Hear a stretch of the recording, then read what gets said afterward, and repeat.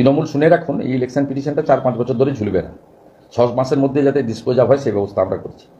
Abhijit Das Bobby, diamond Harbour, তিনিও CCTV webcasting CCTV footage তার central forensic ল্যাবে তদন্ত এবং তদন্ত রিপোর্ট যদি পক্ষে আসে এন্টায়ার ইলেকশন প্রসেস বাতিল করে সিবিআই ইনভেস্টিগেশন করার জন্য তিনি ইলেকশন পিটিশন করছেন। নমস্কার। ইতিমধ্যে পশ্চিমবঙ্গের বিরোধী দলনেতা শুভেন্দু অধিকারী জানিয়ে দিয়েছেন 2024-এর লোকসভা ভোটে পশ্চিমবঙ্গে বিভিন্ন লোকসভা আসনে যেভাবে ভোটের দিনে তৃণমূল ছাপ্পা ভোট দিয়েছে এবং গণনার দিনে যেভাবে পশ্চিমবঙ্গে পুলিশ প্রশাসনকে কাজে লাগিয়ে কাউন্টিং হলে ভোট ম্যানিপুলেট করে তৃণমূলকে বেশি আসন জিতিয়েছে, এই নিয়ে মূলত পশ্চিমবঙ্গে 42টি লোকসভা আসনের মধ্যে ঘাটাল, বসিরহাট, জয়নগর এবং ডায়মন্ড হারবার লোকসভা কেন্দ্রে যারা বিজেপির প্রার্থী ছিলেন তাদেরকে দিয়ে মহামান্য কলকাতা হাইকোর্টে একটা মামলা করা হবে।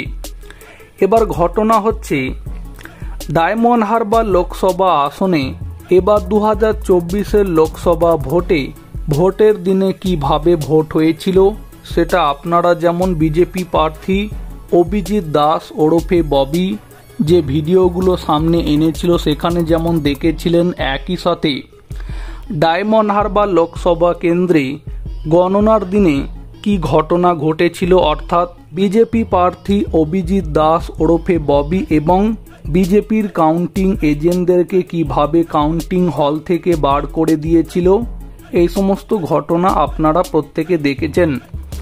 তবে এই ভিডিওতে আমি আপনাদেরকে যে বিষয়টা দেখাচ্ছি তা হলো ডায়মন্ড হারবার লোকসভা কেন্দ্রের অন্তর্গত বিষ্ণুপুর, সাতগাছিয়া, ফলতা, মেটিয়াবুরুজ যে বিধানসভা আসনগুলি আছে সেখানে বুথভিত্তিক যে ফলাফল উঠে এসেছে সেখান থেকে যেটা দেখতে পাওয়া যাচ্ছে, একে তো এই ডায়মন্ড হারবার লোকসভা কেন্দ্রে অবস্থিত বিভিন্ন যে বিধানসভা আসনগুলি আছে সেখানে বুথভিত্তিক ফলাফলে দেখতে পাওয়া যাচ্ছে অধিকাংশ বিধানসভা আসনে বুথভিত্তিক ফলাফলের নিরিখে যেখানে বিজেপি প্রার্থী কোথাও 1টি, 2টি, 3টি, 4টি বা 5টি, 6টি, 7টি করে ভোট পেয়েছেন, সেখানে সেই সমস্ত বুথগুলিতে তৃণমূল প্রার্থী অভিষেক বন্দ্যোপাধ্যায় কোথাও 500, 600, 700, 800, 900 এমনকি 1000, 1100 পর্যন্ত করে ভোট পেয়েছেন। তবে অনেক ক্ষেত্রে এমন কিছু বুথ দেখতে পাওয়া যাচ্ছে, যদিও সেই সমস্ত বুথের সংখ্যা খুবই নগণ্য, সেই সমস্ত বুথে দেখতে পাওয়া যাচ্ছে তৃণমূল প্রার্থীর থেকে বিজেপি প্রার্থী অভিজিৎ দাস ওরফে ববি বেশি ভোট পেয়েছেন।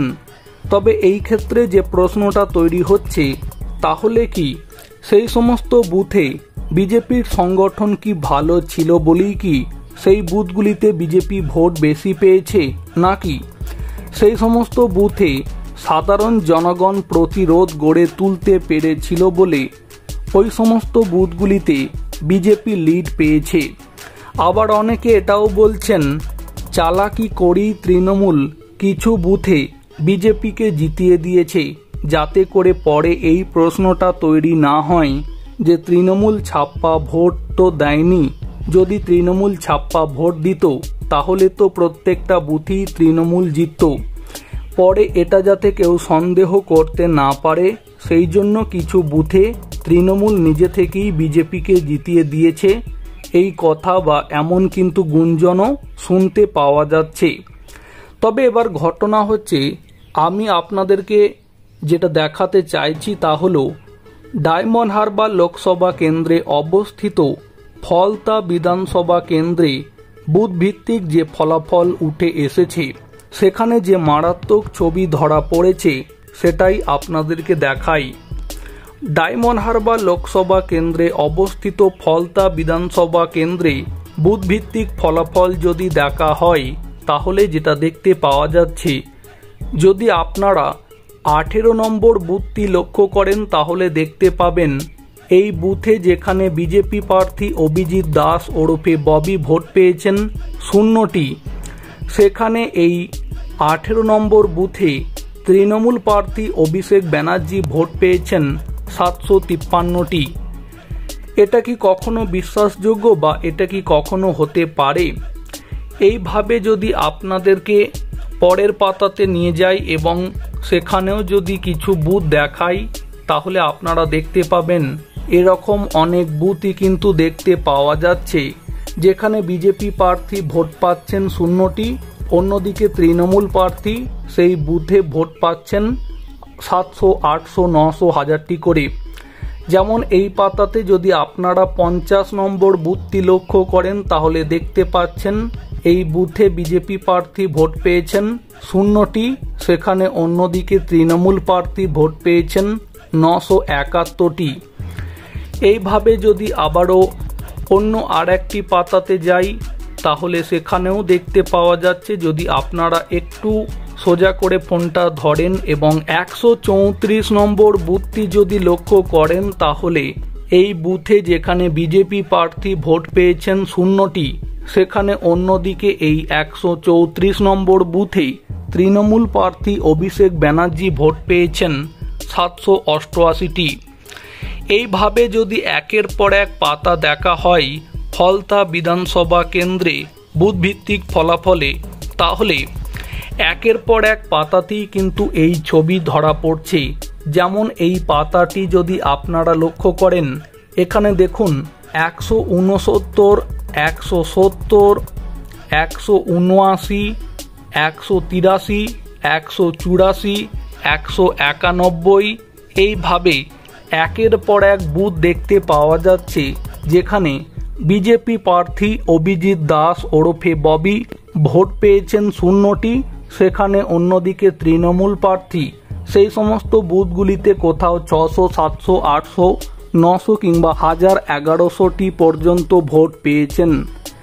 তাহলে এখন প্রশ্ন হচ্ছে, এটা কি আদৌ বিশ্বাস করা যায় বা এটা কি আদৌ হতে পারে, যেখানে এই মাত্র 1 বছর আগে গত বছর পশ্চিমবঙ্গ পঞ্চায়েত নির্বাচনে সারা পশ্চিমবঙ্গের মধ্যে ডায়মন্ড হারবার লোকসভার অন্তর্গত বিভিন্ন পঞ্চায়েত এলাকাতে সাধারণ জনগণ তৃণমূলের সন্ত্রাসের কারণে ভোটটা দিতে পারেননি।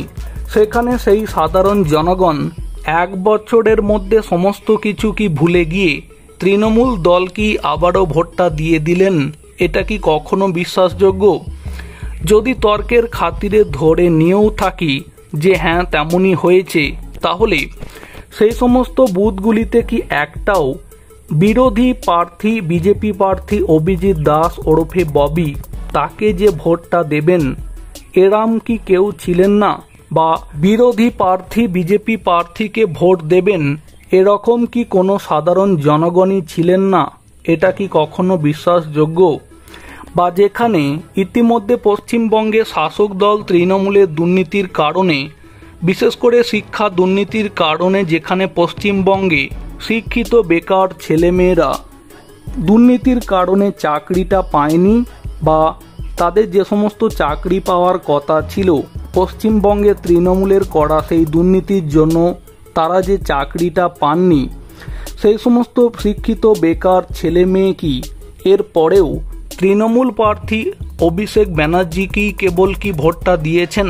তাদের ভোটটা কি বিরোধী প্রার্থীদের ভোট বাক্সে যায়নি? এটা কি কখনো হতে পারে?